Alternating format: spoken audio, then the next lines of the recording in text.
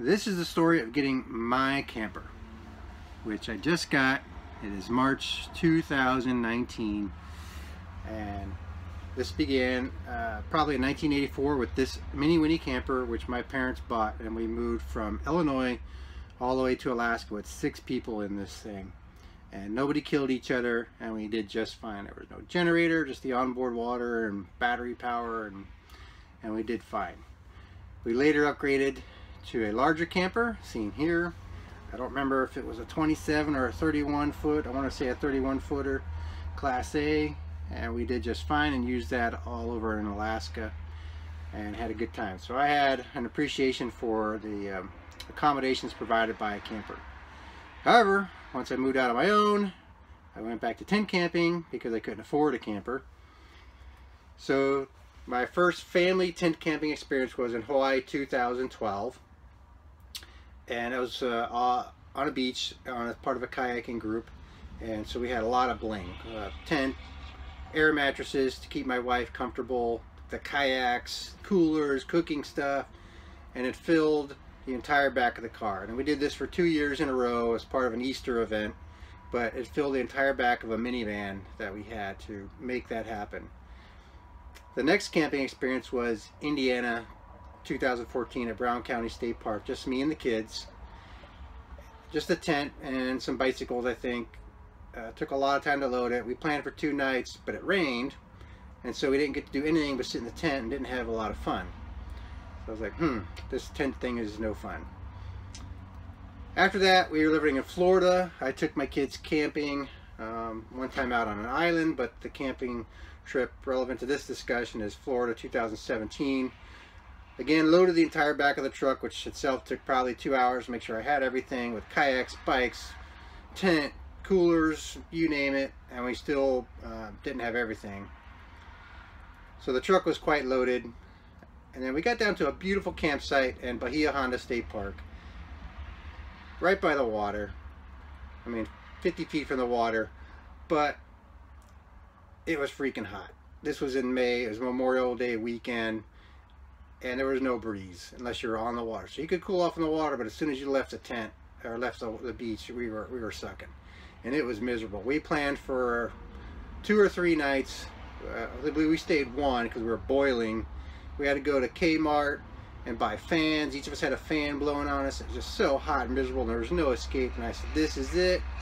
At the conclusion of that trip, I took the tent and I took it straight to the Salvation Army and got rid of it. I said, I'm done with tent camping.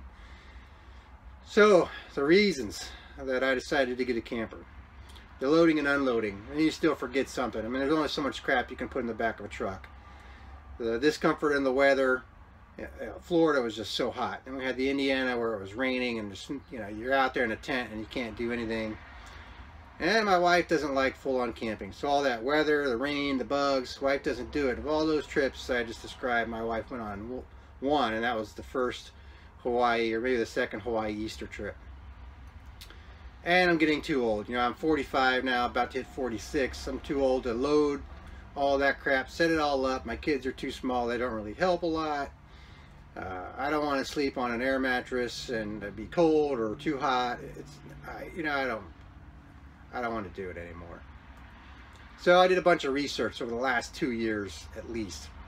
I learned all about Good Sam Club, Harvest Hosts, All Stays KOA, where you can camp for free in the Park Service system.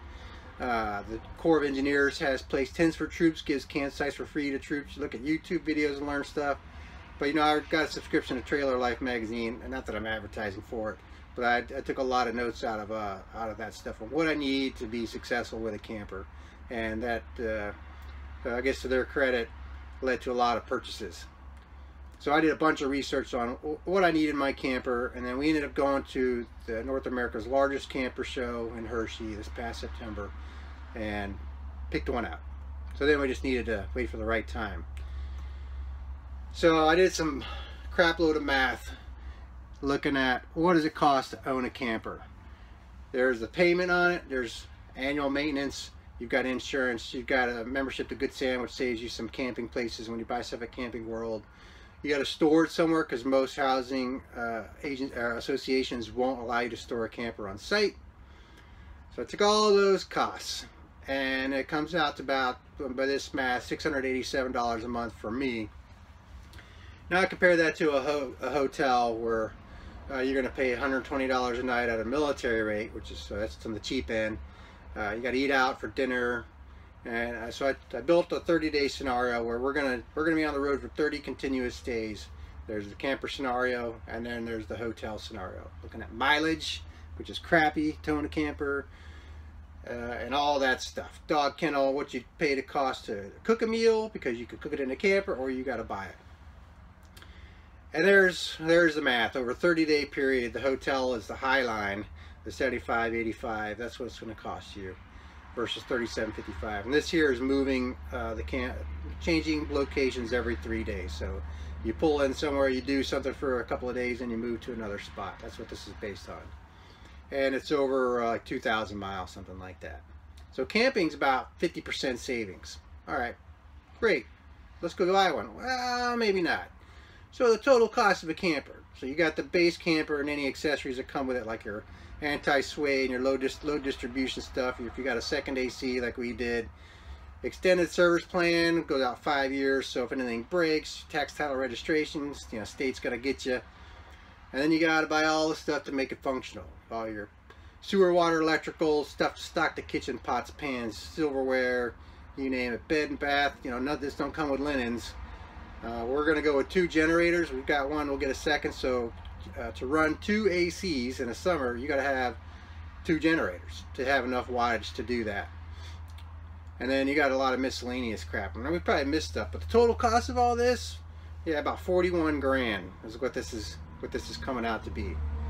So notice the difference between the price of the camper and the actual price when you're done buying all the crap for it. There's a tremendous difference. So the payoff. So you got your total startup cost at 41 grand. If each trip saves you $3,800, and then so that payoff comes out to the 319th night of camping. I say night of camping because you go out for the day and come back and you don't save the money on the hotel. That doesn't count. It's got to be 319 nights. So I'm in the Army. I get 30 days of vacation a year. So in 10.65 years, if I use all 30 days for those 10.65 years to use my camper, that's when it would pay off. So this is in my retirement years. I'm not going to be in 10 more years. So bottom line, unless you live in this thing full time, it's your job, there's no financial gain to buying a camper at all. It's cheaper to do the hotel thing. It's a luxury item. So if anybody says I'm going to buy a camper to save money, which was my initial argument to my wife, they're full of BS. So with all that, let's go take a look at this camper. Alright, here's my camper. It's a Grand Design Transcend 29 TBS. It's 33 feet 11 inches long from the tip of the tongue all the way to the back end. Pretty nice. What I had added on, which boosted the cost from $27.5 to $32 something, was this underbelly storage here, which slides out, and there's on both sides. Stores 100 pounds of stuff for my hoses and whatnot. And then I've also added this thing, which is technically a tire carrier, but for me, it's going to carry 2 small kit kayaks that are 4 feet long each, and they work out just fine. There's a little mini kitchen in there, and there's the back. No big deal. It's got a camera on the back end. I just put on that sewer hose storage pipe. That's pretty good. It does not come with the dog. Pixie is mine, and she's wondering what the hell this thing is.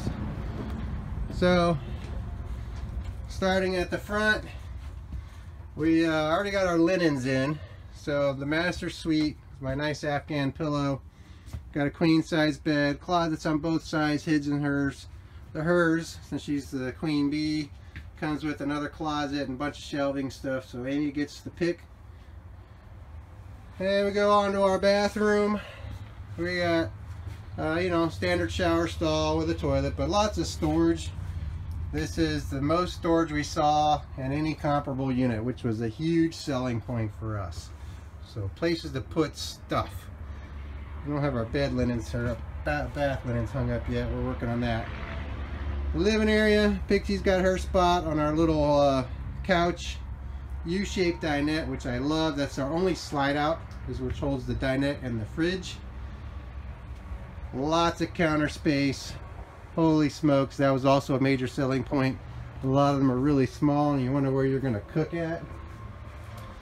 All of that is storage. TV, storage. We got all our pots and pans, and we got the dishes going. I even stocked it with food so it can look like we eat. Essentials like mac and cheese and popcorn. Coffee's in here. Wine bottle opener. Now the kids, this was also a big selling point. We had to have a bunkhouse so that the kids could have a door, not a curtain, to go behind and actually space to change. A lot of the bunks have no place to change and no storage for whoever's on those bunks. So watch for that if you're going to buy a camper. This, however, has a buttload of storage. There's also 2 drawers down there. So we've got 2 twins. They're not full size. They're like odd shaped twins. But Isabella's cleaned the top 2 bunks for her and whatever buddy maybe she brings. There's a queen on the bottom. Wesley's claimed that and made a big nest. And that's their spot. So all kinds of space.